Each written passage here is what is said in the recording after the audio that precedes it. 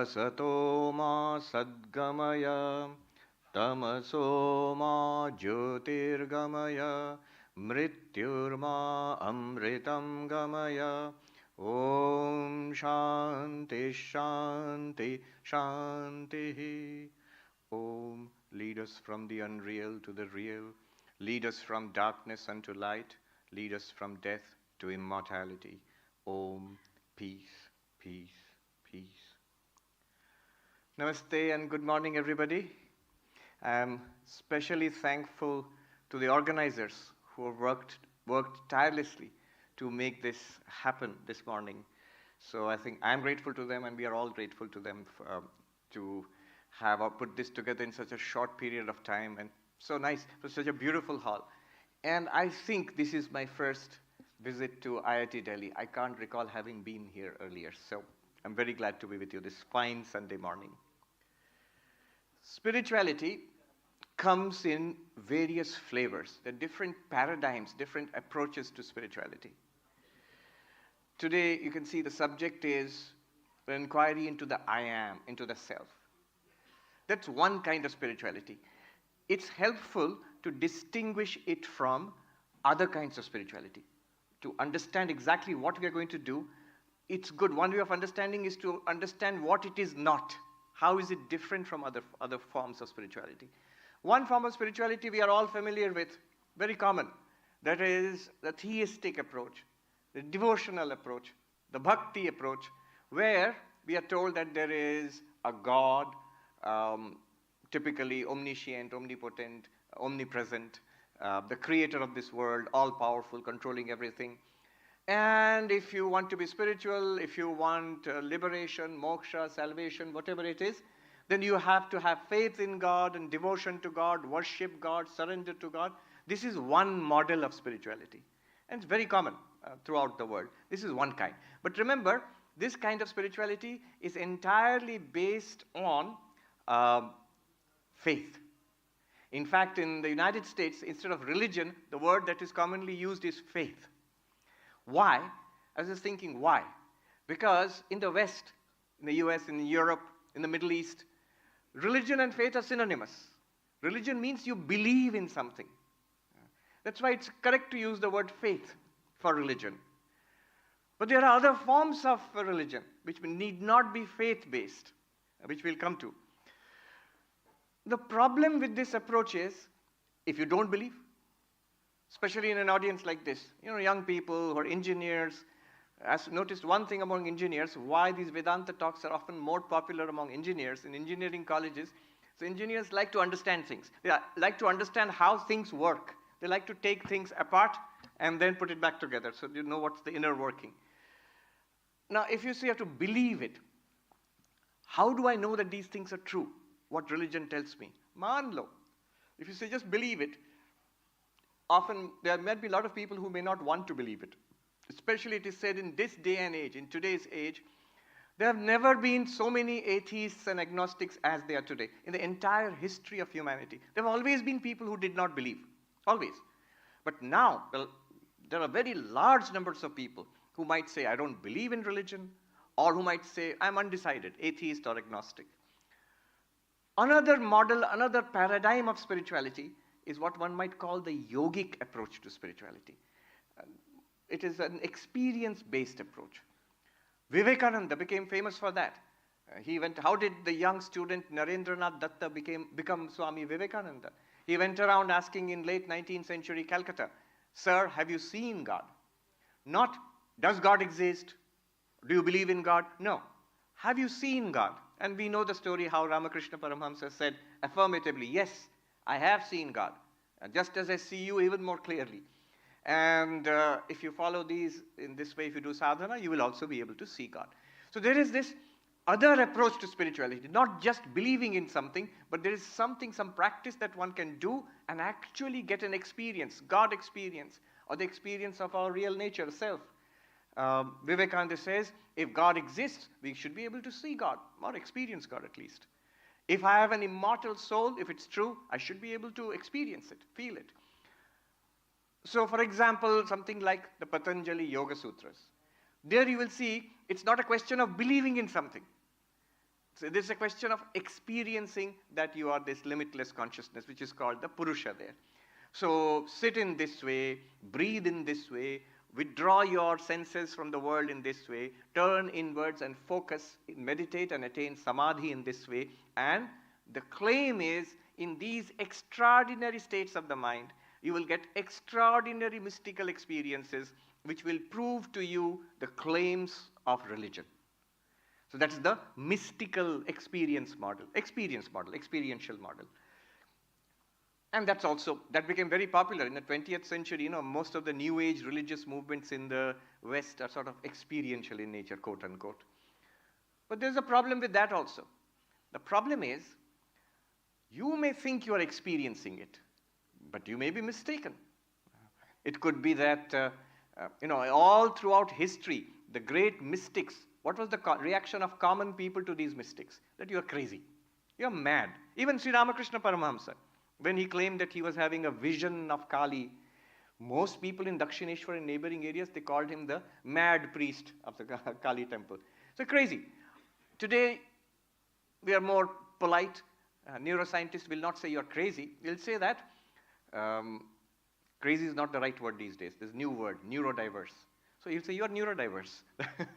or more likely, you'll say you are, there was this most famous TED talk. A lady who's a brain scientist herself, or a doctor, she had a stroke. And then she felt one with the universe. I've forgotten her name, but if you look it up, right, okay. And her book and her TED talk became very popular. So is she one with the universe? No, she feels that she is one with the universe. And that's because of a stroke in the brain. So someone might say, we don't doubt you're seeing light, or you think you're seeing God, or you're feeling one with the universe. But it's just because, it's not that you're seeing God. It's not that you're one with the universe. It's just because you have had a stroke in the brain, some kind of malfunction is going on. There's bleeding in this part of the brain or a tumor, and that's what is causing it. Or even more common, simply, you're hallucinating. Or, what is very common where I live, that's in New York, if you go out after 5 o'clock in the evening, many people are having spiritual experiences.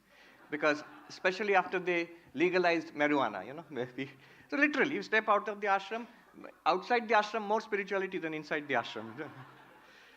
So, if you claim special experiences, it's true that there are genuine mystical experiences. That's how the great mystics of the world, But one could be mistaken, and one could doubt it. Why do people doubt it? Because we are not sharing that experience. Only that mystic is having that experience. The rest of us are not having that experience. So we will immediately label it as something abnormal. Could be a brain problem, could be drugs, could be a mental illness, whatever it is. But it's not normal, it's not real. We can label it that way. It can be doubted. Just because you're experiencing, it may not be true. In contrast to these two approaches, there's the third approach which we are going to talk about today, the I am, the inquiry, spiritual philosophical inquiry into ourselves. Where, number one, we are not asked to believe in anything. Number two, we are not even talking about any extraordinary experience. We will confine ourselves to the quotidian, daily experience which we all have all the time. After all, who does not experience waking, dreaming, sleeping? We all experience waking, dreaming, sleeping. So the jnana approach, the approach of knowledge, the approach of inquiry, bases itself on reason and on shared experience, on publicly shared experience. We all have these experiences. So it's somehow, for at least a certain class of people, it's very convincing. It's much more convincing than, say, a purely devotional faith-based approach, or a purely mystical experience-based approach. Though those are valid, very much valid. Remember, we're not cutting down those approaches. But we are focusing now on this I am, inquiry into reality. Specifically, inquiry into the I am. Why? The claim in Advaita Vedanta, which is a major school of Vedanta, the claim is there is an ultimate reality of the universe, which is non-dual Brahman, existence, consciousness, bliss, variously spoken of as Sat, Chit, Anand, existence, consciousness, bliss, and so on. But the crucial teaching is, you are that. I am that. The Tattvamasi, you are that. Aham Brahmasmi, I am that. Now, what we are going to talk about, what is talked about, what is taught in the Advaita Vedanta approach, that is not something far away. The spiritual journey in Advaita Vedanta is not a journey in space. It does not say that you have to go from earth to heaven. It's not a journey in time. It does not say that you have to wait until death, then after death you will see God or heaven or whatever. It says no. What we are talking about, the Atman or Brahman, is present everywhere, not separated from you by space. It's present all the time, not only then, but now. And it's not something separate from us. We're talking about you, our own nature. In Hindi, they say apna apa, your very own self. So what we are going to talk about is present all the time, everywhere, and it's literally you. It's literally me or you. Therefore, the inquiry into ourselves. Why inquiry? Again, think about it. Why inquiry? Why not meditation? Why not devotion? Why not faith?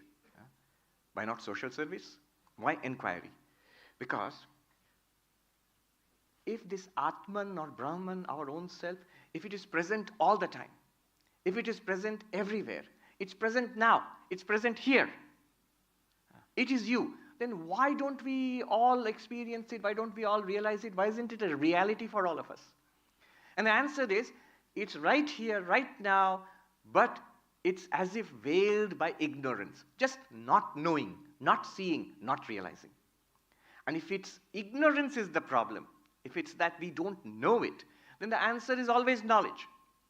Answer for ignorance is always knowledge. In any case, whatever you're doing, the whole institute is based upon this principle. The historian who wrote that book, Sapiens, Yuval Noah Harari, he said something, he says whatever is known, he just says that only, but he puts it in with such a spin, it becomes very interesting. He says the beginning of science is ignorance. What do you mean? So science is based upon ignorance. Why? Until the idea of modern science was clarified in our heads, until that time, we thought we knew certain things. It's only when we realized that we don't really know, then inquiry started. So science comes from first of all, the appreciation, taking ignorance seriously.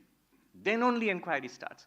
If it is true that I am Atman, Brahman, limitless consciousness, I am not the body, not the mind, if it is true, then I must say, I don't know it. Then I must inquire. Why inquire? All knowledge comes from inquiry. Where does knowledge come from? Inquiry. One must ask, at least ask Google. So, inquiry first. So, inquiry into what? Into the self, into the I, into myself. So, this is the background. From here, we go about 300, 400 years back into history in France. We go to the philosopher Descartes. Now, many people may not be interested in philosophy, but Descartes is somebody all of us who have gone through school in any part of the world, we have studied, because he is responsible for the Cartesian coordinate. We all studied x-axis, y-axis, and all that.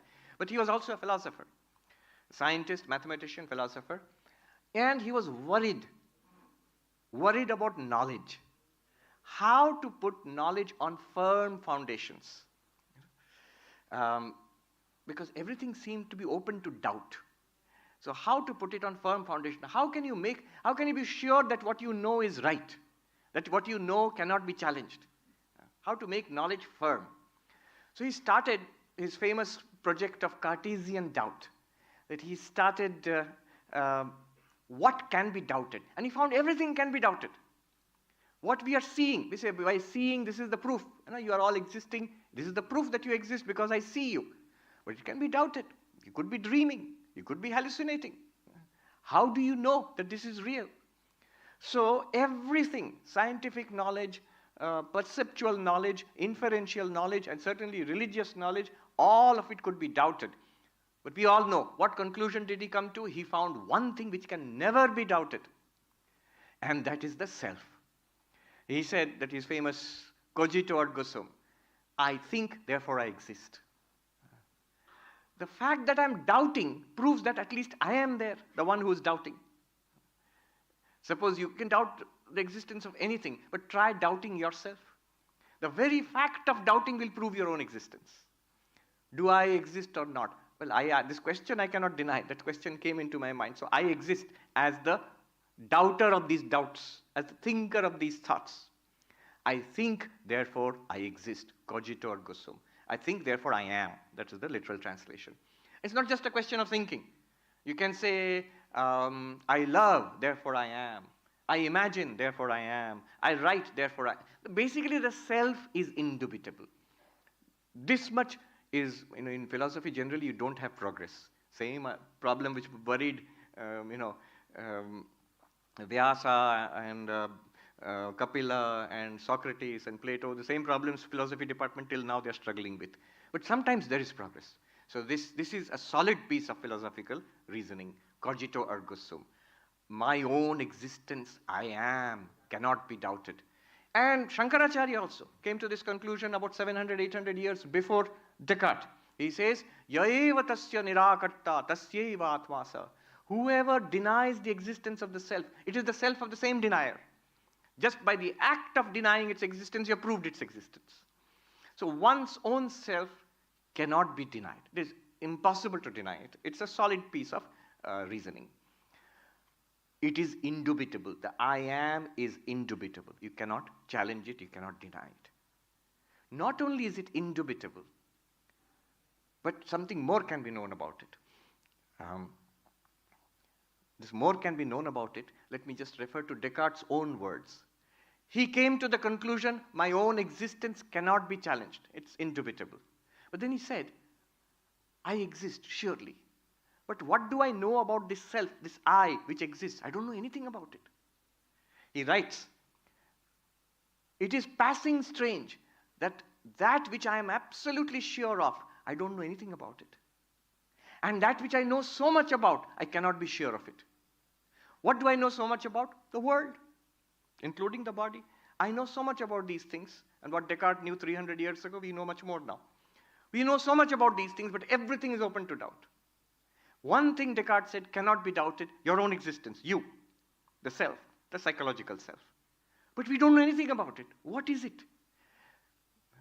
Hume, the Scottish philosopher, he said, when I search for the self, so-called self is there, we all exist self, when I search for it, I find nothing. I find a stream of thoughts, memories, perceptions, judgments, but no self. Why is it that Descartes says, I'm sure of it, but I don't know anything about it? Why is it that when Hume searches for it, he cannot find it? Because Vedanta tells us, not because the self is not there. Surely it is there. But it is not where you're looking for it. It's not an object. It's not a physical thing which can be seen or heard or smelt or tasted or touched or probed with scientific instruments. It's not a physiological thing. It's not even a mental thought or percept or emotion or memory. It's the subject. It's entirely non-objective. Our whole thinking, for very good reasons, is such that the world must be an objective world. And there is good reason for this, because this is how science functions. But when you try to study the subject, and because of our tendency to objectify everything that we study, we try to make the subject into an object. That's why you see the tremendous difficulty in modern consciousness studies. Because anything subjective is immediately disregarded. You must have some objective standard. And that creates its own problems. Consciousness studies, a big subject, hot subject now. In fact, Oxford University Press, a few years back, published 5 great questions in philosophy. Out of those 5 questions, 4 were related to consciousness. In the whole field of philosophy, they say, this is one way, it's one choice of 5 questions. But what were the questions? The questions were like, do I have free will? Related to mind and consciousness. What is death? Not physical death, that's a medical question, but death of the self. That's also related to mind and consciousness. Then there was another question, who am I? Directly. So what am I or who am I? Also related to mind and consciousness. And there was one on, I think, global justice and one more thing. So 4 questions out of 5 were related to consciousness. But in consciousness studies, it's so difficult. Why is it so difficult? The reason is we are trying to find out some objective way of grasping at the pure subject. That's why. Somebody said, we're doing consciousness studies. What are you studying? We are studying the consciousness of octopus. Because octopus is a very interesting creature. That may be so. But consciousness is directly presented to all of us. We are all conscious beings. But we will not study it there because that's subjective. We have to study it outside somewhere. They say there's an old Indian saying that you can grab your nose this way or you can try to grab your nose that way. So the problem with modern consciousness studies is you're trying to grab the nose of consciousness that way. Can we know anything about consciousness? Can we know anything about the self? Here is one thing we can do. One thing that is obvious. Vedanta takes up this challenge. I exist, certainly, and what is it that I can know about myself? And then ultimately, what is the benefit of all this? Notice one thing. Not only do I exist, surely, but this I exist, I am, is there continuously. What do I mean by that? You are seeing right now. Do you exist? You'll say, yeah, I am, and I'm seeing. Suppose you do not see. Close your eyes right now. Are you seeing? No. Are you existing? Yes, I am. So whether we see or do not see, I am. When we hear, smell, taste, touch, I am is constant. What we are seeing is so different from hearing, is different from smelling, from tasting and touching. They're so different. And yet, one thing is constant, running through like a golden thread. The I am. I am is there. By the way, when I'm saying all this, you must follow the Vedantic procedure of hearing, reasoning, and meditating upon it. I put it in this way. Ask yourself these three questions. What did he say? Or what's the teaching? Second, do I get it? What are my doubts? What are my confusions? What are my questions here? Second. Third, is it real? Is it real? Remember, one of the claims was in Vedanta, we are not talking about anything extraordinary. We're talking about that which is quotidian, which is continuously available to all of us right now at every instant. So when I say the I am is constant in all perceptual experiences, one should also note, is that true? Yeah, it's true. One may not say I am all the time. We don't. Nobody says it. But if you inquire, upon inquiry, it's there. It's always the background sense of self is there for all of us, all the time. Not only perceptions, the absence of those perceptions. If you do not see, still you are. If you do not hear, do not smell, do not touch, you are. I am is still there. And then you go to thoughts. Thoughts, pleasant and unpleasant thoughts and emotions, memories. Where if you remember or you fail to remember, I am is constant. If one understands, I am is there. If one does not understand, the I am is there. In the functioning of thoughts, in the functioning of emotions, in the functioning of memory, in the functioning of the intellect, I am is continuous. In our actions, walking, talking, sitting, cooking, driving, doing research, whatever you're doing, the I am is constant there. Although one is not saying it, but if you check, it's always there. The self is always there. The sense of I am pervades all of this. In all our waking life, this life which we have right now, the I am is there all throughout.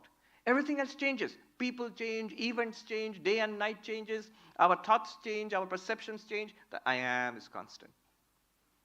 And then this whole waking experience disappears. We fall asleep. We have a dream experience. Multiple dreams come and go. But in the dream also the I am is there. There's a self. And then we go into a deep sleep state, where the dreams also cease. We are not experiencing an external world. We are not in the mind experiencing dreams. Without the experience of the body and the external world, without the experience of the mind, there we have the experience of deep sleep. Vedanta says deep sleep, sushupti, is an experience of absence. It's not an absence of experience. This is a crucial point. All of these can be debated. One can be probed into. I remember this conference at the Institute of Culture in Calcutta. So there was a conference on neuroscience and consciousness. And one Sankhyan philosopher, who happened to be an American, Professor Larson, who has passed away a few years ago, asked this neuroscientist, who was a British neuroscientist, I said, Professor, In deep sleep, according to neuroscience, is there consciousness or not? And this was 20 years ago, 25 years ago. Now the science has changed, I'm told.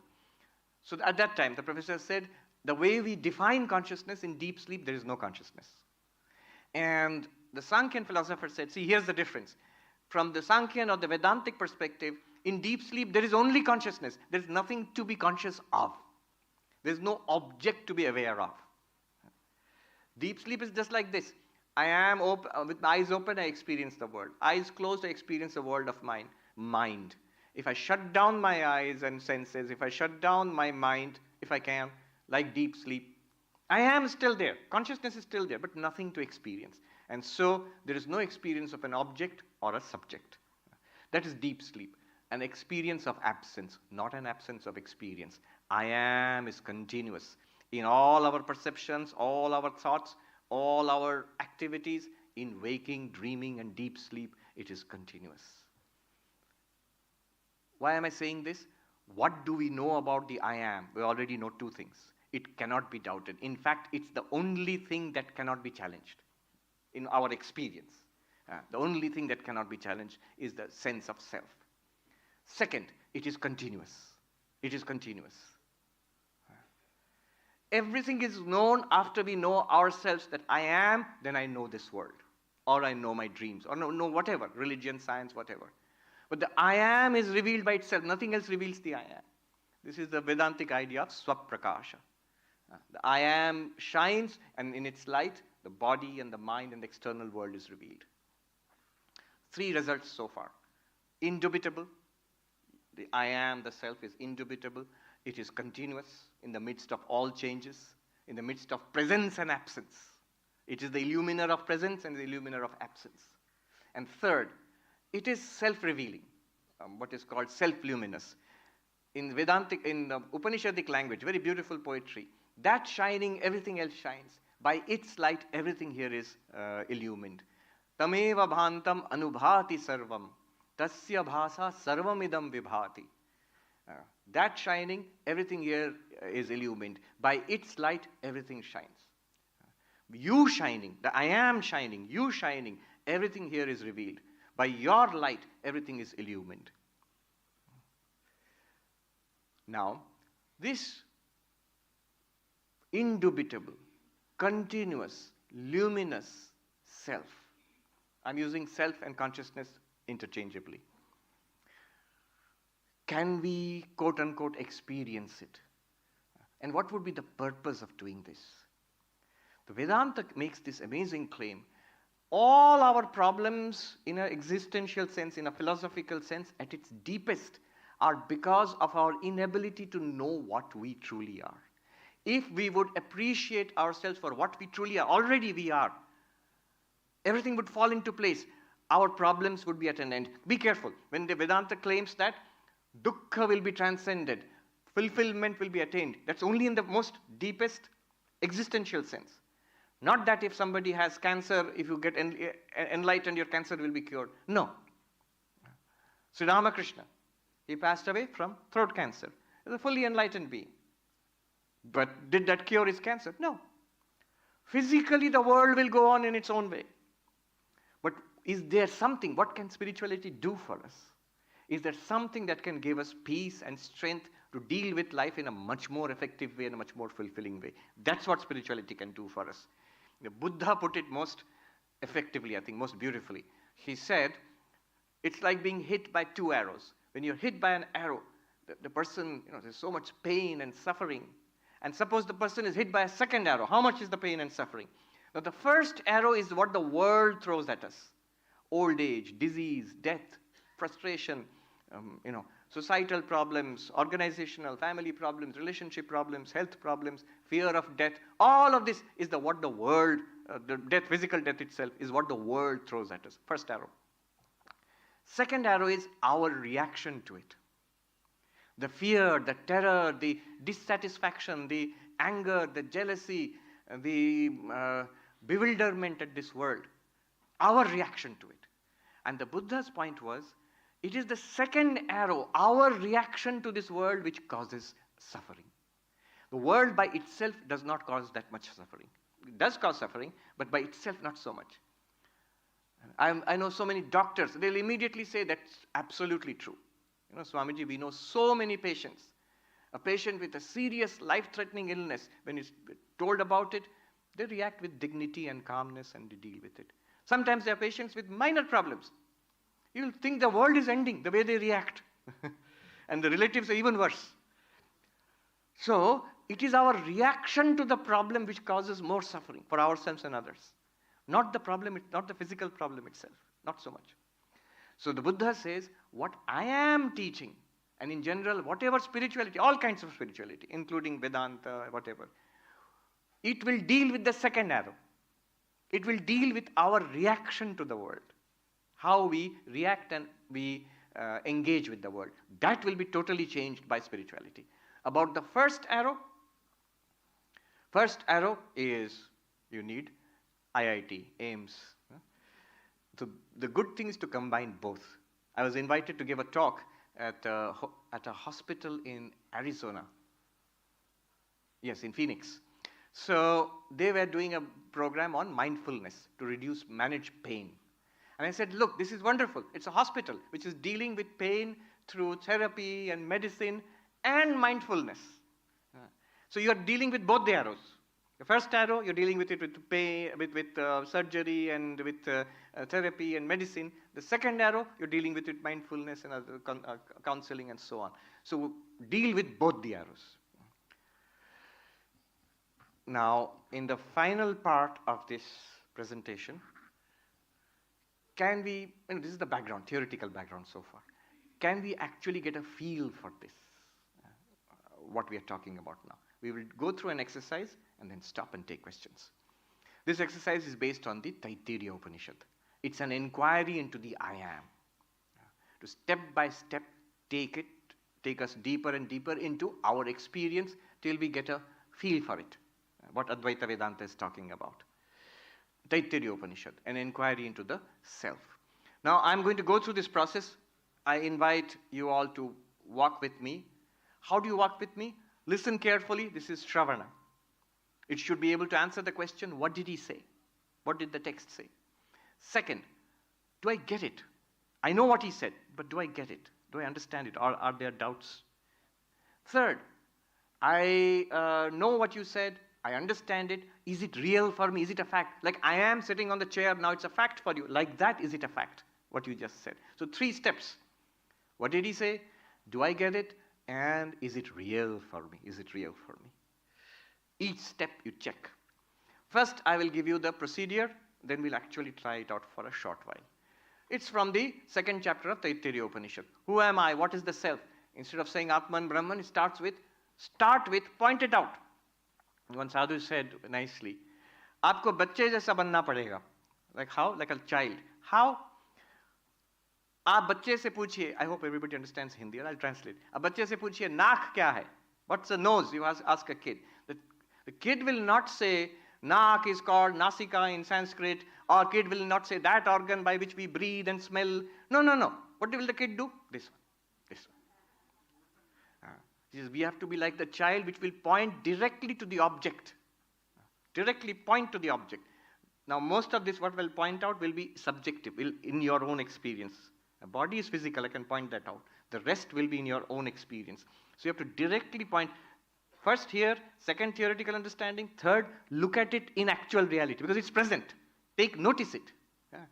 Attend to it. Then I'll take you deeper. Start with the body. So literally, point to it. Yeah, this is the body. This is where we identify ourselves. When you say, I am, first it starts here.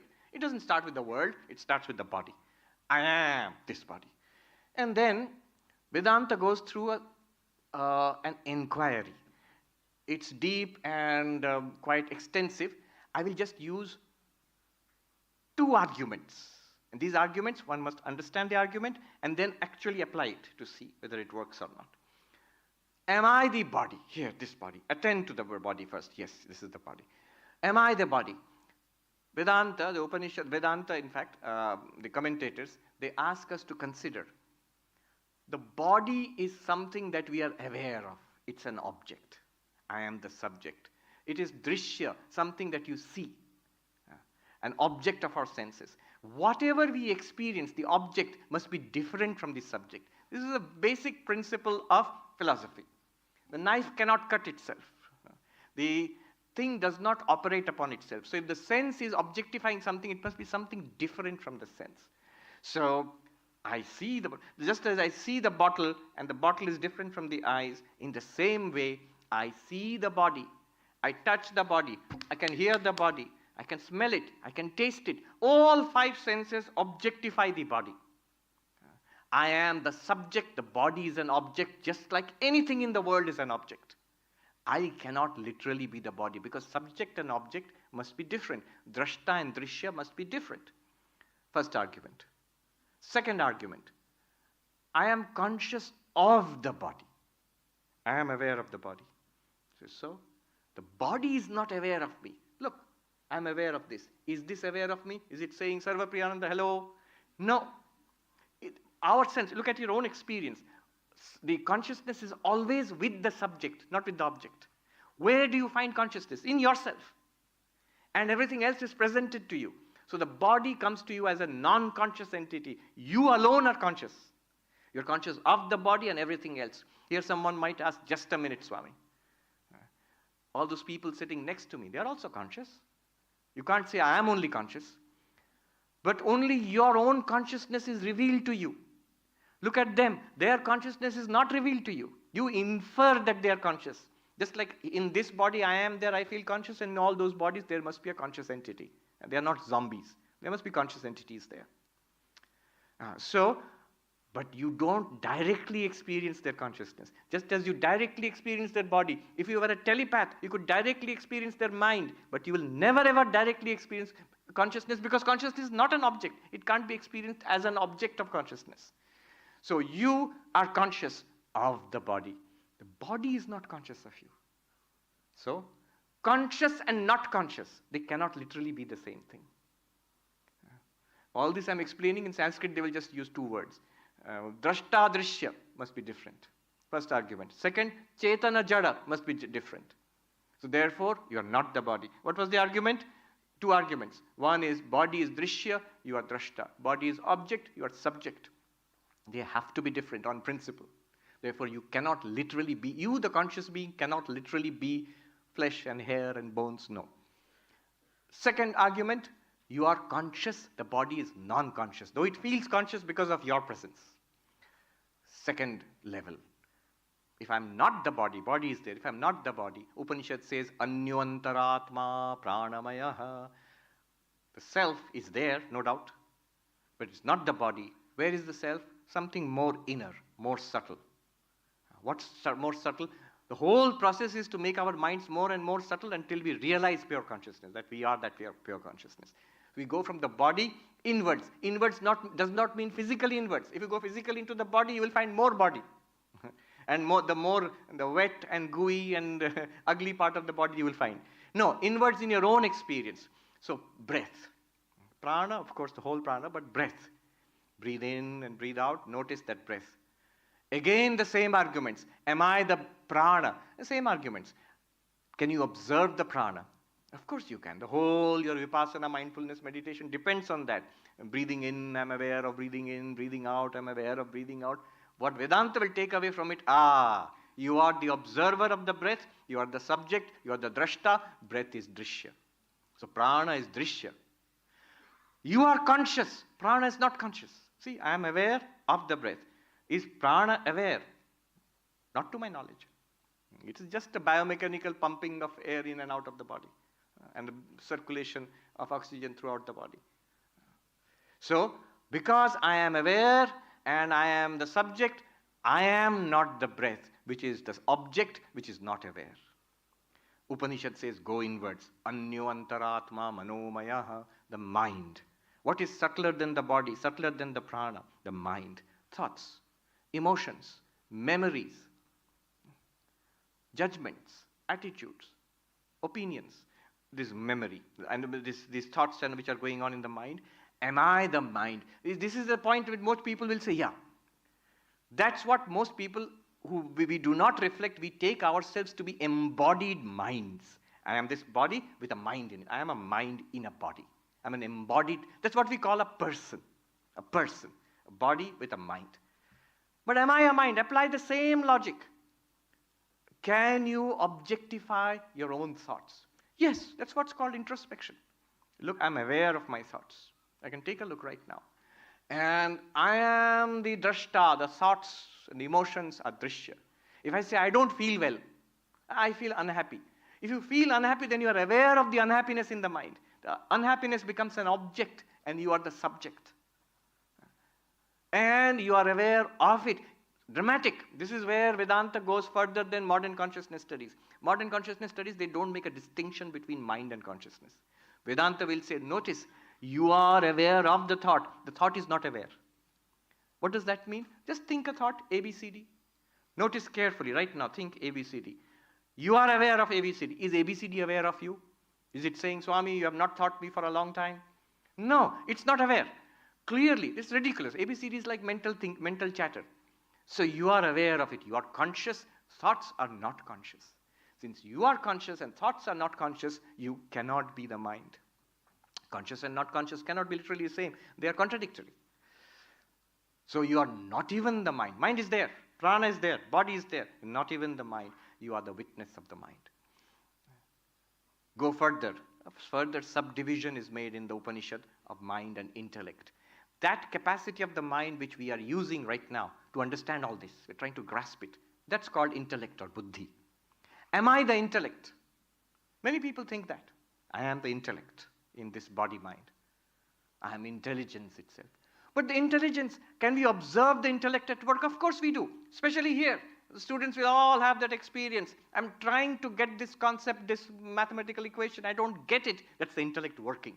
Next moment you get this experience. Yes, I've got it. Eureka, I've got it. That the intellect went from not comprehending to comprehending, not understanding to understanding. And I experienced both. Intellect trying to grasp, intellect grasping it. The intellect changing. If you change your ideas, you change your knowledge, of course, that's the sign of growth. But that means you are aware of the person who did not know or knew less earlier, now knows or understands more now. So I am equally the observer of the not knowing intellect and the knowing intellect. I am the subject, intellect is an object. And then you go further. I am aware of the intellect. The intellect is not aware of me. In my light, the intellect shines and functions or malfunctions. So I am the witness of the intellect. I am Chetana, intellect is Jada, Buddhi is Jada. I am Drashta, intellect is Drishya. So I cannot be the intellect. In Sanskrit, it's called Vijnanamaya Kosha, or Vijnanamaya.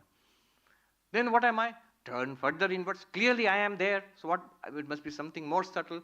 Anyantaratma Anandamaya. The fifth level. First level, body. Second level, prana. Third level, mind. Fourth level, intellect. Fifth level.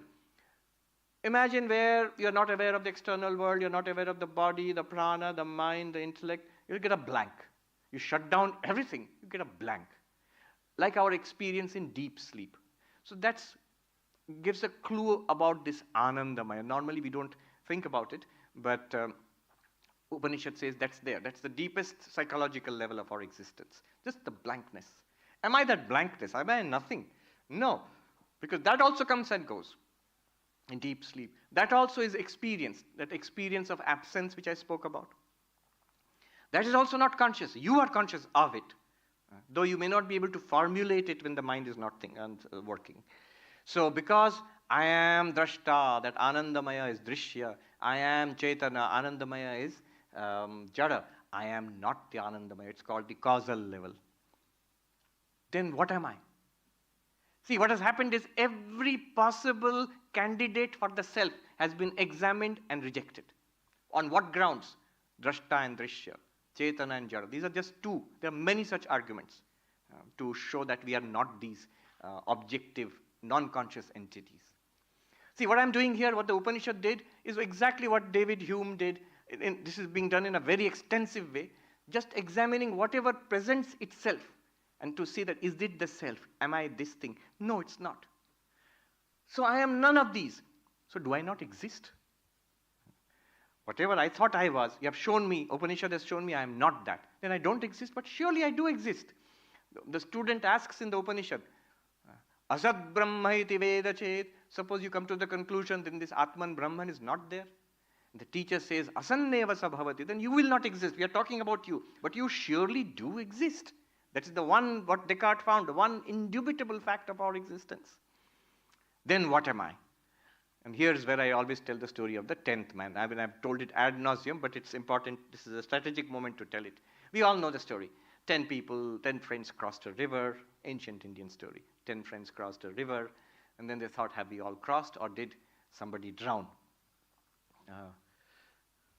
I remember, okay, I'll tell you the story, funny story. When we were introduced to statistics in +2 as a student, so we used to have these very big statistics books. At the very beginning, there would be a joke about statistics. So a family, a gentleman with his wife and little kids, bigger, middle, smaller. It's a bit of a gruesome story, but I'll still share it. It was in the textbook. So they crossed a river. It's an old story. They crossed a river. Before crossing, the gentleman who knew statistics, he said, let me be careful. Let me be careful. Nobody should drown. So what is the depth of the river? He found out the depth of the river, so many feet. What is the height? This is the mistake of knowing statistics. Average height of the family. So he found the average height of the family. Average height of the family is slightly above the depth of the river. Good. Then they all crossed. Then they couldn't find the little kid. And he again calculated average height of the family, depth of the river, still the same. Average height of family is greater than depth of the river. And then he said this, Arba jyun ka tyun, kunba duba kyun. Arba is the old name for mathematics, calculations, arithmetic. Kunba is relative. So the calculations are still the same. Why did my relative drown? Anyway, so they thought, have we all crossed or did somebody drown? And they counted. One of them counted. Let me count. 1, 2, 3, 4, 5, 6, 7, 8, 9. Oh my God. 1, 2, 3, 4, 5, 6, 7, 8, 9. Oh my God, the 10th person has drowned. Others said, no, let me try. Everybody counted. They found only 9 persons. And they started crying, sitting there, until a wise person, as usual, comes along. Why are you crying, my friends? Oh, sir, great tragedy. 10 of us crossed the river. 1 person drowned, and we are weeping for the loss of our dear friend. He said, how do you know? We counted. So this man must have understood. He must have seen 10 are there. So he said, don't worry, don't cry. The 10th person is there. Where? 10th person is there. I will show you. Don't cry. Calm down. This is what the Upanishad tells you. You are Atman, Brahman. Don't worry. But we must see for ourselves. Where is the 10th person? So I will show you. You count first. Sir, we have already counted. Count, humor me. Count again. 1, 2, 3, 4, 5, 6, 7, 8, 9. I told you 9. Dashamastvamasi, 10. You are the 10th. He turned his hand around, pointed to him. Oh, I see. Let me see. 1, 2, 3, 4, 5, 6, 7, 8, 9. 10. Oh, wonderful. The others said, let me try. They all tried and they found the 10th person. They rejoiced. Now, this is the story. Here what we must do is, when you go from the body to the prana to the mind, you must be like that little kid, Nak. What is the body? Here. What is the prana? Notice it. What is the mind? Notice. Now I cannot help you. I can't point it out like Nak. You have to point out yourself mentally. That's the mind. Then you go. That's the intellect, which is trying to understand. More subtle. Then you go. Try to simulate an absolute blankness. Then turn inwards. I cannot help you in this anymore. Turn inwards from that blankness to the one who is observing the blankness and the intellect and the mind and the prana and the body through those observing the world. The 10th person. You must make that. It's not a physical turn, not even a psychological turn. You might call it an ontological or metaphysical turn, but you must make it yourself and grasp it for yourself. Until you do that, you will complain, I have understood it intellectually, but it's not real. I mean, not yet real for me. I'm not yet fully enlightened. When you grasp it, like that, you will say, I'm enlightened. I've got it. Then the benefits will start flowing from it. Until that time, you'll say, great, nice theory, ancient knowledge, very nice philosophy talk. I've understood it. Samajh liya.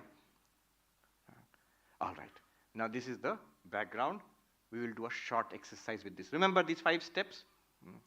This body is called Annamaya. Prana is called Pranamaya. mind is called manomaya. Intellect is called vijnanamaya. The blankness is called anandamaya. And then beyond these five, panchakosha.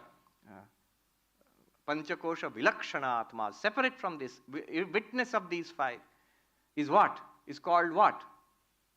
Atma, Brahma, you, the real you. There, don't try to do nak. Don't try to put it as an object, because it will never be an object. You don't try to grasp it as an object. If you try to grasp it as an object, you'll never find it like Hume. You see that? You notice, I am not these five, but I exist as the experiencer of these five. That way. Now, when you are comfortable, those who want to participate, you can sit up straight, relaxed. Don't be rigid, just be relaxed. When we are comfortable, those who want, you can close your eyes. We will just do what we did just now, but then this is actual noticing and practicing. Sitting straight, relaxed. Now gently open your eyes and look at the body. Look down at your lap, the body. Close your eyes. This is the body, which I always instinctively identify myself with. But am I literally this? Relaxed and breathing normally. Because it is an object of all my senses. I see it, hear it, smell it, taste it. It's an object, I am the subject. It is drishya, I am drashta. And clearly, I am conscious of the body. Just be conscious of the body. We feel where the feet are touching the floor, where the body is touching the chair, sensations within the body. This is body. Clearly an object. I am subject. Clearly non-conscious. I am conscious of it. Because it is drishya, I am drashta. Because it is jada, I am chetana. I cannot be the body. Whatever I am not the body. Breathing normally. Let us draw our attention to the breath, which is the tip of the iceberg called prana. Breathing in, breathe in, be aware of the breath going in at the nostrils, and let go of the breath naturally. Notice, it is an object. I felt it. I am the drashta, breath is drishya. I am aware of the in-breath, I am aware of the out-breath. I, the awareness, and the breath, which is an object to my awareness, is not aware. I cannot be the breath. I cannot be prana. Prana is drishya, I am drashta. Prana is jada, I am chetana. Hence, I am not prana. Breathing normally, relaxed. Look further inwards. The mind. We'll be aware of thoughts or memories or anxieties, questions. All of this is mind, stream of thoughts. Again, it is an object. I can introspect and make the mind an object. I am subject. Mind is drishya, I am drashta. I am aware of the thoughts, ABCD thought. I am aware of all thoughts and memories. Thoughts and memories are not aware of me. Mind is drishya, I am drashta. Mind is jada, I am chetana. I am not the mind. Breathing normally, relaxed. Let us look at the intellect, that which tries to understand, and we will see that subtle functioning. That's also jada, that's also drishya. I'm aware of the intellect lack of comprehension. I'm aware of the intellect working and understanding. I'm aware of the acquisition of knowledge. I am drishya. I am drashta. Intellect is drishya. I am chetana, conscious. Intellect is non-conscious. I cannot be the intellect. I am the witness of the intellect's functioning. Breathing normally, turning inwards. Try to simulate an absolute stillness. Not aware of the external world, not seeing, hearing, smelling, tasting, touching anything. Not aware of the body, suppose. Not even aware of the breath. Not aware of emotions, not aware of thoughts. No memory, absolute blank. Not even trying to understand. Even the sense of I goes. the deep blankness, that also is an object. It's an experience of absence. I am drashta, it is drishya. I am chetana, it is jada. I am not the causal state, also the anandamaya. I am not the body, annamaya. I am not the prana, pranamaya. I am not the mind, manomaya. I am not the intellect, vijnanamaya. I am not the causal state, anandamaya. All are fact of experience, but they are all objects of my experience. I am the subject, drashta of all of them. They are all non-conscious. I am conscious. I am chetana. They are all jada.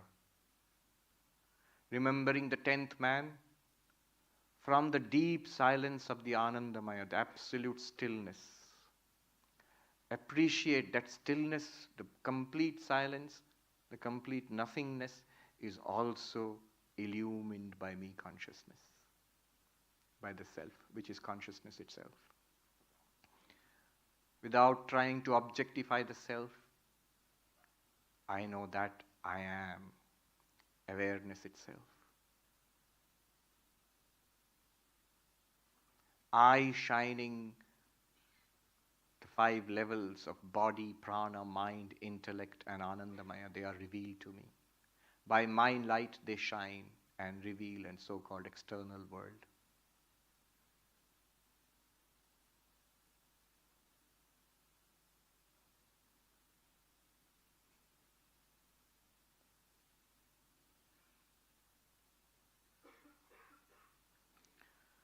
When you are comfortable, be aware that you are in this room. Gently open your eyes, look downwards first, and then when you're comfortable, look upwards. This we did just in a few minutes. It should be done properly. Regular practice, extended at every level. First become comfortable, body. Appreciate it, this body. Appreciate the breath. In Vipassana meditation, how many hours of just following the breath? Just stay there for a few minutes. Then the mind, a tremendous display of the mind. What not goes on there. Then the intellect. And then nothing. Experience the blankness. Then only try to appreciate all of these are appearing and disappearing before me. And in my light, they are all revealed. 2 points. This is still not Vedanta. The way I have taught it is actually, traditional teachers would say this sounds like Sankhya to us, separating consciousness from everything else. One more step in Vedanta would be, this bare consciousness, this naked awareness. Notice that the mind and the body and the world appear and disappear in that awareness. So Vedanta will say they are not separate, they are appearances of awareness to itself. You, the consciousness, are appearing to yourself as the world, as the body, as the mind, as intellect. What we separated earlier, we now integrated back again. In the words of our teacher, in Hindi they say it just close by Uttarakhand here. There are sadhus there in the Himalayas. The way they teach, just 1 or 2 sentences. Drashta to drishya se alag hai, ye to theek hai Mahatma ji. That you are the witness, you are separate from the witnessed. You are the consciousness separate from the object. That's correct. पर कभी आपने सोचा है क्या दृश्य दृष्टा से अलग है? See, you are different from the object of your experience, but is the object of experience different from you? What I mean by that is, water is different from the wave. Is wave different from the water? Wood is different from the table. Is table different from the podium, different from the wood? What do I mean wood is different from the podium? It was wood earlier when it was a tree trunk. It was wood when it was in the shop floor. It is wood when it is in the form of this podium. It will be wood when it becomes at one time discarded and destroyed and condemned. Wood is different from the podium. It need not be podium. But the podium cannot be different from the wood. Exactly like that, like clay and pot, gold and ornament, water and wave, wood and podium. Consciousness and its objects. Consciousness, you are different from the objects, as we argued till now. But those objects, are they different from you? Notice they only arise in you, the consciousness. Are they different from you? Do they exist apart from you? That's a huge subject of debate and inquiry. But Advaita Vedanta will say, no, they are not. They are only you appearing in those forms. Second, I'll just make a mention here and stop. What is the benefit of all this? This awareness which we discerned as the witness of the body, the prana, the mind, the intellect, and the causal state, this awareness is non-afflicted. It's free of tension. Tension is in the body, in the mind, in the body. Illness and old age are in the body, not in the witness awareness. Will you ever say, I am overweight, I need to lose weight? Consciousness is overweight. Can consciousness be overweight? No. Body is overweight. You need to work on the body, no problem. But it gives you a psychological gap between you and your problems. As a result, the mind also settles down. It gets free of stress and tension. It's a second arrow. You're treating the second arrow. This is how you apply it. One sadhu said, "Jo cheez jahan ka hai, Mahatma ji, usko wahin rehne do." Don't misplace things. Whatever belongs where, you put it there. Old age belongs in the body, not in consciousness. Disease belongs in the body and the prana, not in consciousness. Hunger and thirst are there. They belong in the prana, not in consciousness. Fear, frustration, misery, anxiety belongs in the manomaya, the mind, not in you, the consciousness. You are the witness of that. Confusion, delusion, moha, this belongs in the intellect, not in you. This gives you great relief, freedom from the burden of samsara, right now, right here. So I've tried to present here an approach to the inquiry into I am, the science of philosophical inquiry. This is one broad path of spirituality which you derive from the Upanishads. Thank you so much. Thank you. I've gone well beyond time. Maybe I can sit there and answer the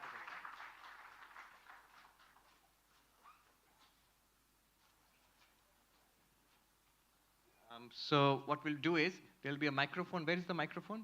Those who want to ask questions, they can come up. We'll keep a microphone somewhere here in the front. Now I request everybody who have questions to form a queue, and then... Where? Right here, on my right, in that aisle. Just come and form a queue, and there's somebody with the microphone. There's a volunteer coming. Yeah. There is, yes, please come up with the microphone. Tell us your name, and if you want, you can share your department or what you're doing here, and you can ask a question, make it pointed. Thank you. Namaste, Swamiji. So, my question... Tell us your name. Yeah, I'm Dheeraj. My question is that, like, once we have separated out the Atman from the 5 koshas, then, like, what happens to the free will? Like, is there a free will we have or not? And all right, this is a big question of free will. From ancient times till today, it's being debated. Even in this modern age with neuroscience and all, a new dimension has come into this debate. If you have read this book, latest publication which is making the rounds, Determined, Richard Sapolsky. So he has come to the conclusion there is no free will based on neuroscience. What does Vedanta say about it? That there is no free will, ultimately. Vedanta makes a very useful distinction between transactional reality and ultimate truth. So ultimately there's no free will because it's only one consciousness shining forth. But for practical purposes, when that consciousness is associated, not separated, associated with the mind and the body, there is, I will say, a transactional free will, vyavaharika, which you call it. We assume free will and operate in this world until we realize there's no free will. Enlightened person can work on the basis of no free will. But for us, we cannot. Because we are so close, we are identified with the mind, and one characteristic of the mind is what is called karta bhokta, agentship. Agentship assumes free will. Our society assumes free will. The election is going on. You will vote for this or that. Free will is assumed. You go to a shopping mall. You will buy this or that. Free will is assumed. Religion, do's and don'ts. Free will is assumed. Otherwise, why teach religion at all? So practically free will is assumed. Ultimately, they will say no free will. This is, of course, a huge topic which we cannot go into much further. But yeah, I mean, there's so much reading also which can be done. Yes, please. Namaskaram, Swamiji. Thank you for making such a profound impact on my life. Tell us your name. My name is Gaurav. I'm an ex-trainer at IIT. Swamiji, when we are talking about the self and the Atman and Brahman, I've always not been able to wrap my head around the concept of reincarnation of the soul, because when we go to the soul level, as even in the Nirvana Shatakam, there is no attributions, psychological attributions left at the soul level. True. So when I say it is my soul which is going into the next life, I don't quite understand how do I own the soul. Yeah. Okay. So let me just put it this way. When we talk about reincarnation, notice, first of all, you're right. Advaita Vedanta, at its final analysis, when it's all one consciousness without a second, even the universe is appearing in that consciousness. Then from that perspective, it disowns reincarnation also. And not that there is no reincarnation, that there is no birth and no death. From the consciousness was never born, the consciousness will never die, and hence it will never be reincarnated. But what does reincarnation, punarjanma, mean in Vedanta? It means that a physical body dies, physical death. And then it is the subtle body. What is subtle body? Now we did this exercise now. So subtle body and physical body we can understand. Physical body is the annamaya, the physical body, first one. Subtle body is the rest of it. Prana, manomaya, vijnanamaya, up to anandamaya, which is karana sharira. Those do not die at physical death. Those do not die. That's the claim. Here is the materialist who will say everything dies at physical death. I mean, except matter. Only matter is left. So you are gone at physical death. That's the materialist idea. But every religion makes the claim that something survives physical death. In Vedanta, we can precisely point to what survives physical death. It would be pranamaya, manomaya, vijnanamaya, anandamaya. This bundle is called the sukshma sharira, sthula sharira, sukshma sharira, karana sharira. With consciousness associated with it, this bundle travels. Pure consciousness, Atman, Brahman, does not travel. Please don't join the queue anymore. I don't think we can complete so many questions, but we can cut it off there. So, Atman or Brahman does not travel. Where will it travel? It is the only reality. In fact, not only is it all pervasive, even space appears in consciousness. So, there's no question of traveling in consciousness. So, yes, summing up, answer to your question, from an ultimate perspective, you're right. Advaita will disown in reincarnation, karma, along with the physical universe. But for transactional purposes, Vedanta holds on to the general theory of reincarnation, which is pervasive in Indian thought. All schools of Hinduism, all schools of Buddhism, Jainism, Sikhism, all of them accept this cycle of birth and death. What travels? Pranamaya, Manomaya, Vijnanamaya, Anandamaya. Those have the attributes of each particular individual. So it's like if you lose your device, your iPad or computer, but your data is backed up to the cloud. So next time you get an iPad, you can download your data. You will get more or less the same thing. Similarly, that will carry the impressions of the individual, which is Gaurav. And when you get a new hardware, new body, it will be downloaded there. But unfortunately, you will not be Gaurav anymore. New name, new life. Yeah. Can I just ask one more small question? I'll just leave it there because so many people are there. Tell us your name and ask the question. Namaste, Swamiji. My name is Amira Arora. My question is that, as you said, consciousness is all there is. It's unchanging, permanent. Then how come when, at least in this life when you were born, and if the truth is, this is a devil's advocate I'm playing, that if we are Brahman, then how come Brahman would make himself forget that they are Brahman and put that veil of ignorance on themselves? True. So how can Brahman, if you're Brahman, how can you have ignorance? How can the sun have darkness, But you must ask, what has ignorance? Does pure consciousness have ignorance? So when we say the sun is covered by the clouds, but is that really true? Sun is not covered by the clouds. Even the earth is like a dot compared to the sun, let alone a little patch of clouds. It's our vision which is obstructed by the clouds. And even the clouds are illumined by the sunlight. So, when you say ignorance, does it belong to the mind or to Brahman? Ignorance always belongs to the mind. So Brahman is never in ignorance. It's we as Brahman with the mind from the perspective of the limited individual jiva which feels ignorant. Now when you tell me I am Brahman, I am ignorant, and you're telling me I am Brahman, so Brahman is ignorant? No. So you take it from the sun's perspective. When the cloud comes and covers my vision, if you are the sun, from your perspective you will say, what cloud? No cloud is there for you. From Brahman's perspective, what ignorance? No ignorance is there. Even the ignorance, I feel I am ignorant. I don't know Atman, I don't know Brahman. If you say that I don't know is also illumined by consciousness. Consciousness never has a shadow. Yes. Pranam Swamiji. My name is Aryan Arora. Because we are talking about self-inquiry, I had a question in regards to Jiva and Brahman. So in the context of Vedanta, we are that vast, we are that universal consciousness, but at the same time, and we all wake up in the morning fulfilling our sense pleasures, fulfilling our desires. So my question was, in your understanding, how can we fully embody that essence as Brahman when every day we are living many of the traits that could be connected and aligned with Jiva? Yes. Note that this pure consciousness which we are, after going through this exercise, nothing has changed. The mind is still there, the prana is there, the body is there, the world is there, thank God.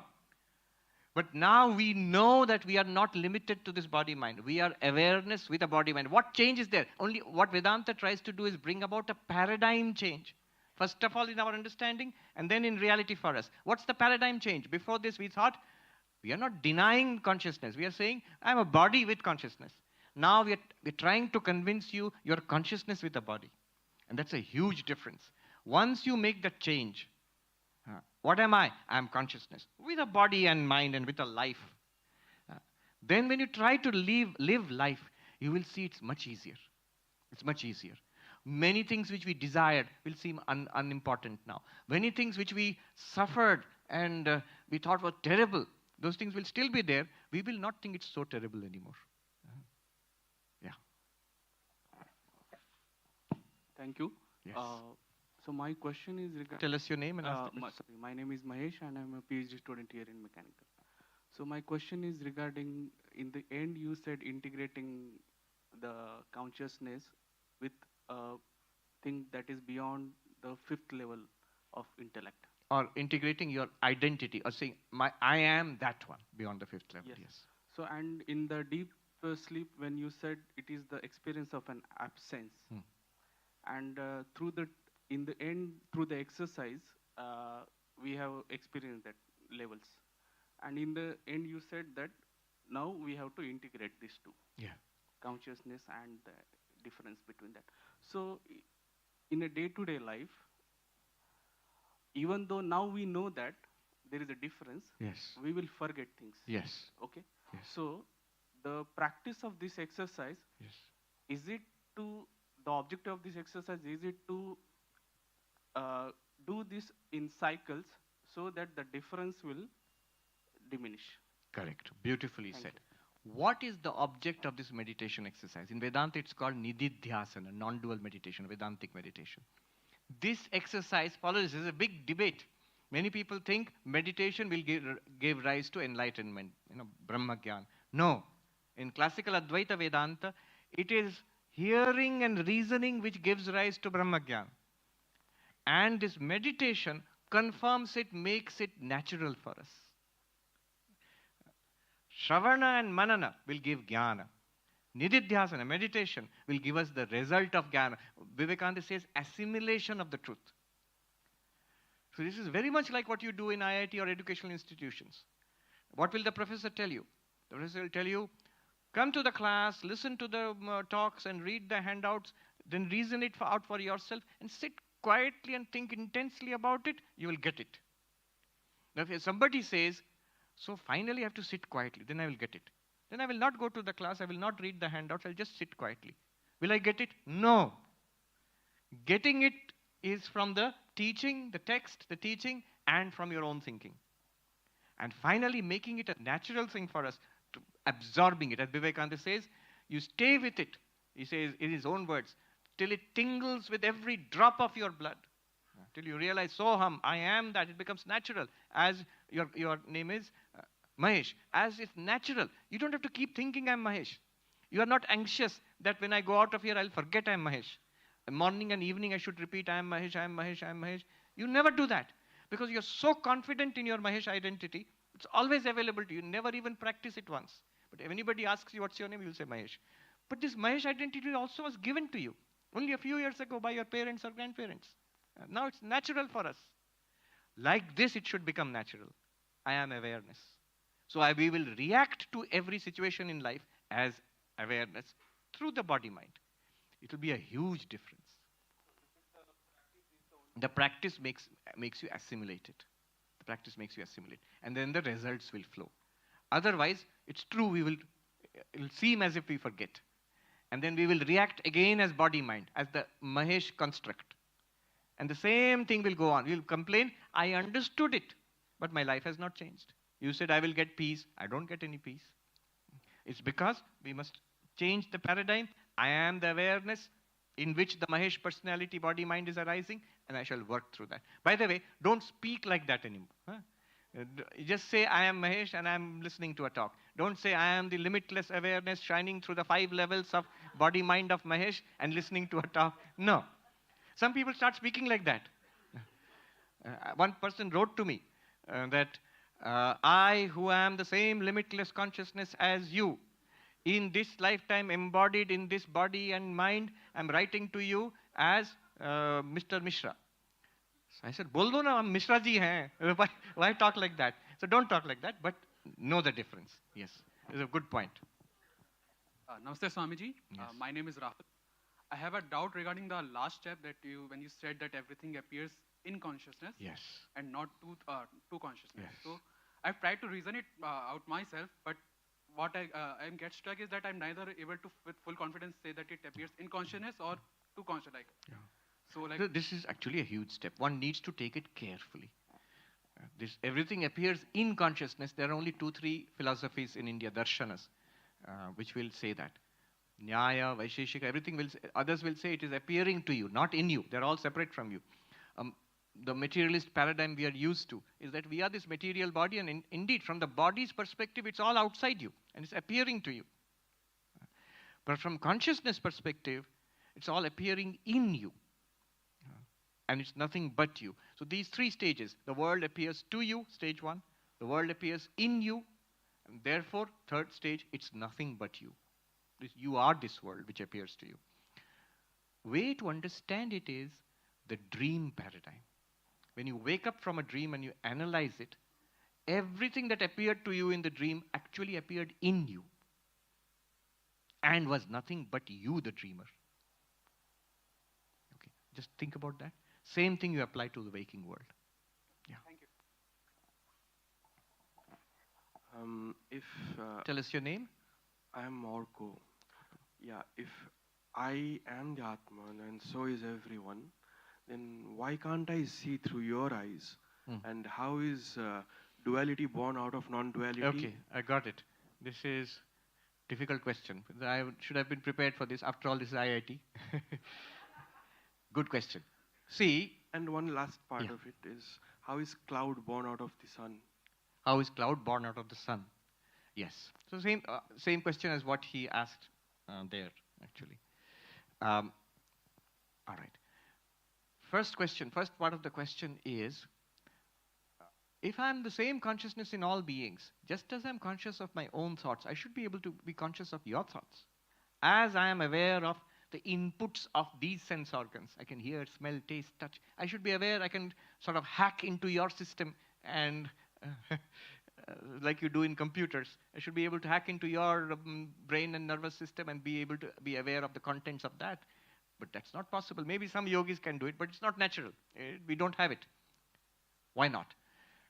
I'll just give you the seed of the answer. You have to work it out. It's a subtle but powerful answer. There is a difference between consciousness and knowledge.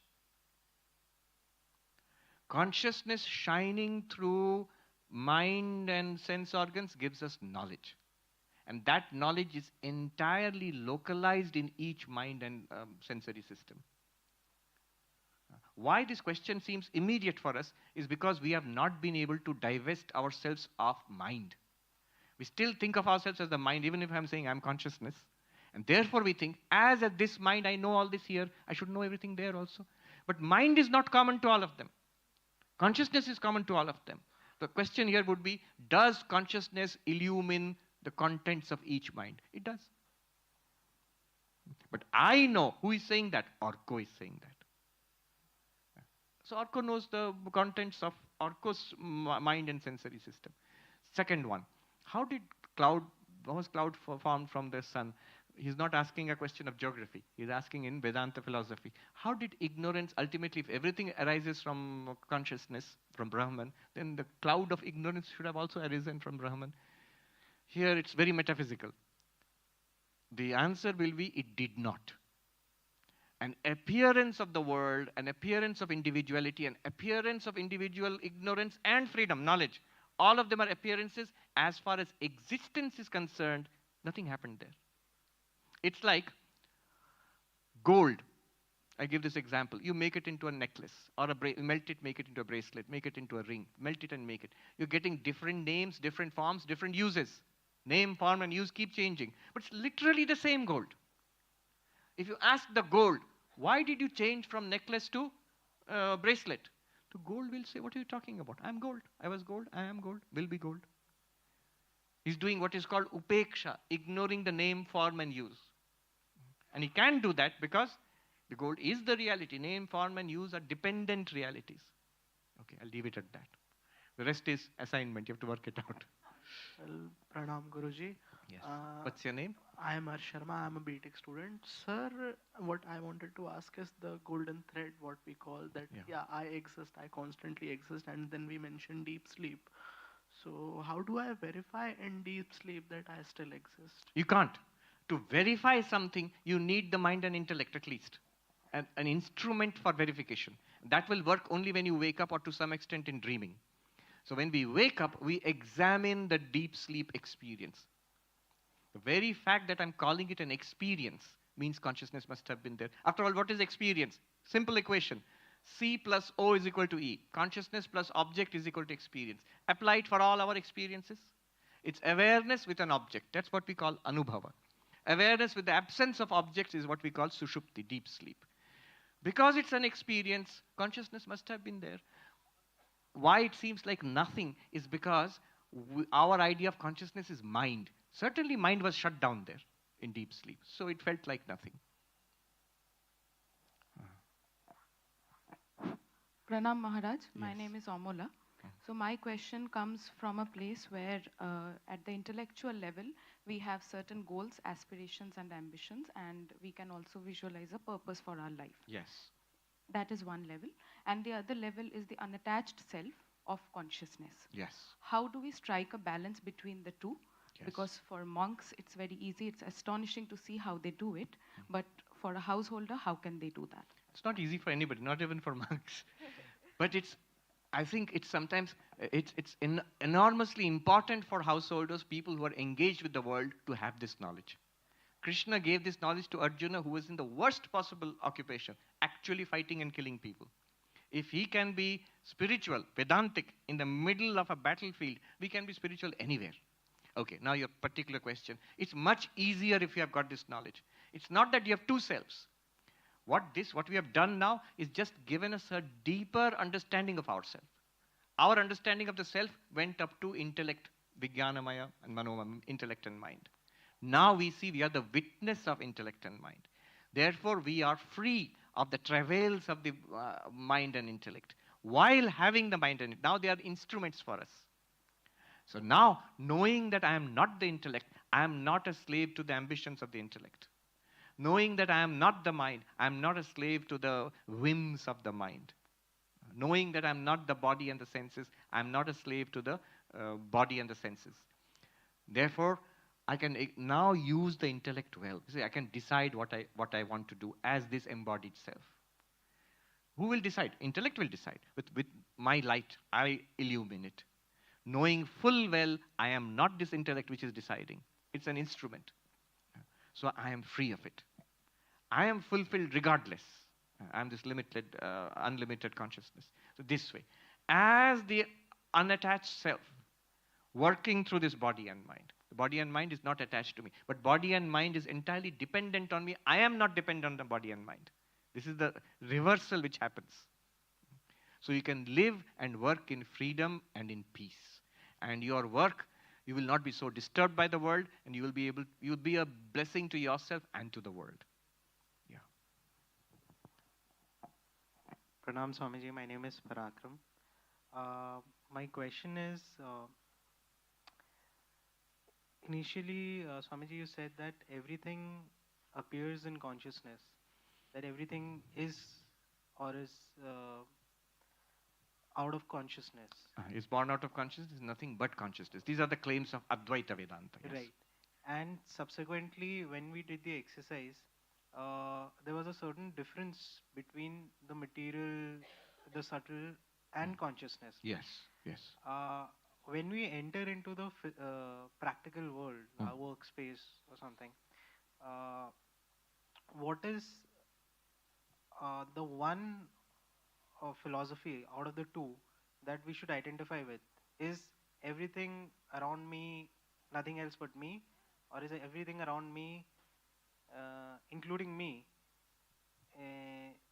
is separate from consciousness? Yes. That is one. Okay, let me just answer that. And Okay, one. go ahead. And the second part is the exercise that you did was it really I could feel the difference. But how do we practically do it in the midst of all sorts of work life? All right, I get it. Two questions. Everything. All right. First one is the second one I can answer directly. Practically, how we do it? First, you won't be able to do it practically in the midst of all things. First, give time for it separately, just like you gave time for it now. You sat through the lecture, heard it, understood it, then did a short exercise. Similarly, morning and evening, you need not listen to the whole lecture anymore. You've got it now. So give that time, maybe 15, 20 minutes in the morning, a kind of meditation where you see the difference between yourself and the physical body, the pranic body, the mind, the intellect, and the blankness. Then notice that witness of the five is free of the problems of the five. And then come back joyfully into these five and deal with the problems of the five and the world. Live your life. And can I do it with the breath of the... Yes, you can connect it with the breath also. The first part of your question was about the... One of the two philosophies. Good question. Should I consider myself as separate from all of it? Or should I consider myself all of it? A good way to live is to consider yourself all of it. That means all are me. And then I live in this particular identity as Gaurav? Parakram. As Parakram in this identity and deal with the world. When you sit in meditation, think of yourself as separate from all of it. No world, no body, no prana, no mind, no intellect, as awareness itself. Your meditation will be deeper. Any meditation that you do, if you preliminarily do this, your meditation will be deeper. When you engage with the world, you have a sense of oneness with it. You will be joyful, and you will be able to deal with the world much more skillfully, with more peace, strength, straightforwardness, and affection also. Hello, Swamiji. I am Soma. Soma. My question is a little out of context from here. My question is just a simple question. Does the God exist? Does God exist? And I am not talking about like some historical persons we worship or something. I am talking about like a supernatural entity which is omnipotent. Right. Like that. Does that supernatural entity which is omnipotent, omniscient, does it exist or not? First of all, I'll give you two answers. One is from the Advaitic perspective. There is no doubt here at all. Because the Advaitic God is the self in all beings. In 13th chapter of Bhagavad Gita, Krishna says to Arjuna, Kshetragyam chapi mam vidhi sarva kshetreshu bharata. O Arjuna, know me as the knower of the field in all these fields. The one consciousness separate from the five levels. Know me as that one consciousness in all these bodies and minds. Krishna says that. That God is indubitable because as Descartes' proof, cogito ergo sum, you cannot doubt it. It's beyond doubt. But you did not ask that. You said that supernatural entity which is worshipped by theistic religions in a dualistic way, does it exist? If you ask me, I will say yes. Then next you'll ask me, how do you know? I will say, I believe it. You'll say, why do you believe it? Because someone like Sri Ramakrishna Paramahamsa has said it, because the scriptures, theistic religions of the world say it. Can you say, if you ask, can you prove it? Like this one consciousness, it is indubitable. But can you prove it? There are proofs of the existence of God. If you Google it, you will find. The great Nayayika, Udayanacharya, when he was debating with the Buddhists in India, 1,000-year debate was there. One point was, does the God of Hindus exist? By the way, one professor whom I studied under, Professor Parimal Patil, he teaches Indian philosophy at Harvard University. His book, very nice but very dense book, Against a Hindu God. Against a Hindu God, that is the Buddhist attack on the God idea of Hinduism. So it is faith-based. Udayanacharya gives 10 proofs of the existence of God. Saint Thomas Aquinas, the great Christian theologian, he gives 5 proofs of the existence of God. So you can Google it, you'll see. But I can warn you, if you are not convinced about the existence of God, you will not be impressed by those proofs. If you are convinced by the existence of God, those proofs, you will find it nice. It doesn't add anything to you. They are not very, none of those proofs are very strong proofs. My name is Shashwat, and my question is that when we say I am watching my emotions, my thoughts, maybe it's not that I am which is watching the thoughts and emotion. Maybe it's the mind. Maybe it's a combination of mind plus intellect, and which is watching the thought, and not the I am which is watching the thought. I cannot convince myself. And when we come out of the deep sleep, we say that there was an experience of absence. However, when we are in the deep sleep, we don't say that we are experiencing the absence. Absolutely. However, why there is a discontinuity in experience? Yes, discontinuity is there, that's easily answered. Discontinuity is there because what is discontinuous? Mind is discontinuous. Or don't add to questions, we don't have time. We can, all right, we'll make a stop of it and then we can take it outside, because we have run out of time. Yes, Maharaj, it's already 11:40. 11:40, yeah. So, So discontinuity is because mind shuts down in deep sleep. In dream, at least mind is active. In waking world, body and sense organs are active. In deep sleep, from our perspective, there is no activity of body and sense organ. From our perspective, mind is not acting.